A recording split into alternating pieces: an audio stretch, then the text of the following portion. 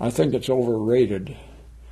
I think every generation contributes its own part to it. We're still one country, and I don't. Well, like we say, if you lose the president of a company, the company doesn't go broke. Somebody's always around to step in and take his place. And you know, sometimes the next guy does a better job than the guy that he's replacing. So I think we had our shot at it. We did something. We did things.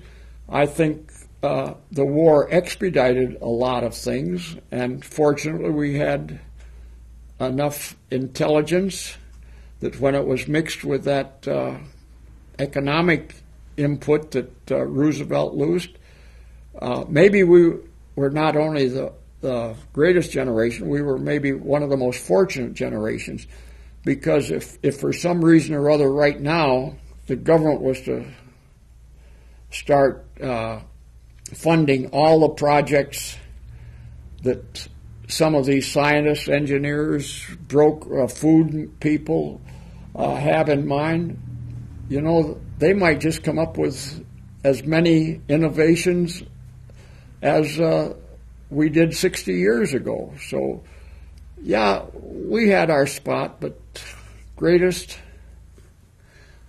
as far as I'm concerned, I was the luckiest, but I don't consider that we did anything more than any other generation did. When you stop to think of it, some of those generations before us, the guys that founded this country, the guys that pushed the railroad across the country, and there was a lot of things handed to us that we didn't work for. So we, whether we deserve it or not, I don't know.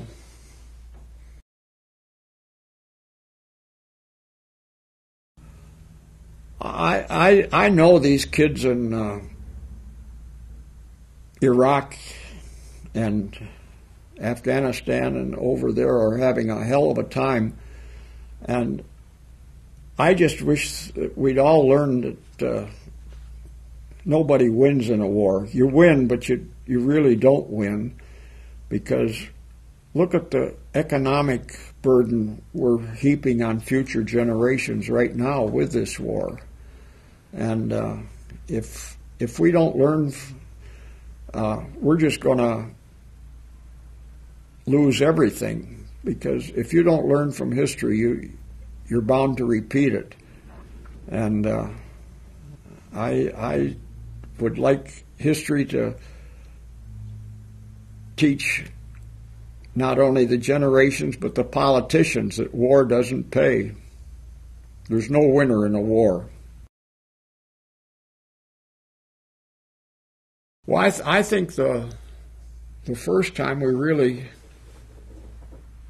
started to put things together and rationalize where we were was the next morning. We were hungry. And we thought, well, heck, we're on Ford Island, so we'll go down to the mess hall. There's a great big mess hall there on Ford Island at the time. We'll go down to the mess hall and get something to eat. Well, the Navy was smarter than we were. They'd already stationed Marines around us, and if we didn't have our Liberty cards with us or some kind of identification, we couldn't get in. So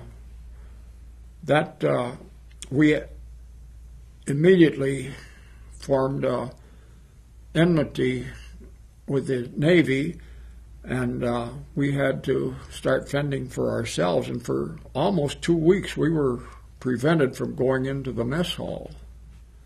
So we resorted to Plan B, which was midnight small stores. So we just started stealing everything we needed. We stole gas, we stole food, we stole everything, clothing, and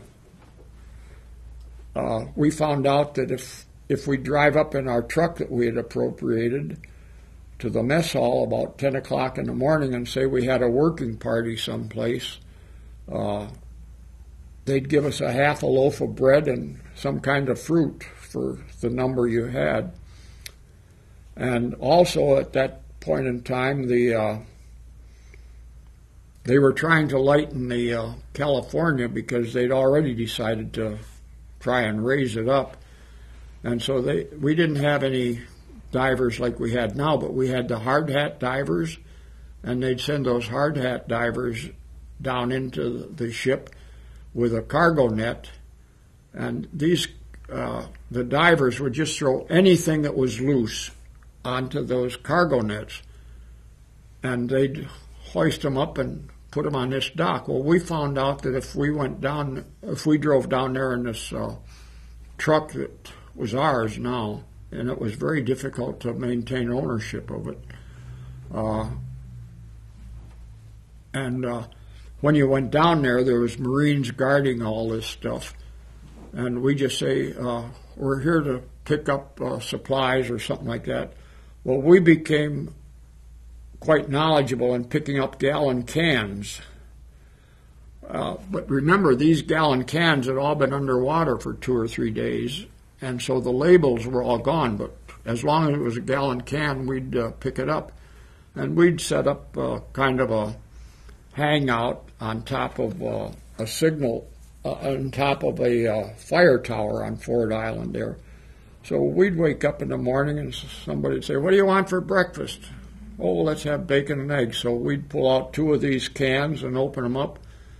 Of course, it's no label on it, so we might have asparagus and peaches for breakfast, but it was eating. But that's the way, and they didn't let us into the mess hall until just before Christmas.